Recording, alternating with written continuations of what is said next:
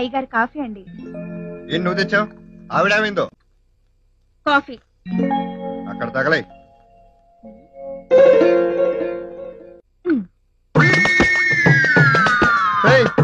ఏంటి అక్కడ పెట్టావు? మీరే తీసుకోండి. తీసేది కదిలితే కాఫీ ఒంటి మీద పడి కాలుతుంది. కాల్తుంది కాబట్టి అది తీయాలి. అవును, నేను తీయను. నేను మీతో మాట్లాడాలి అంటే మీరు కదలకుండా ఉండాలి కాబట్టి నేను తీయను. ఇప్పుడు చెప్పండి. ఏంటి చెప్పేది? ముందు కప్పుది.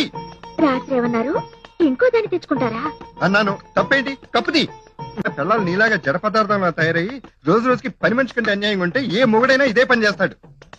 కప్పుది. చేస్తారు. ఒళ్ళు కొవ్వెక్కి చేసే పనులకి పెళ్ళాల మీద వంక పెట్టడం.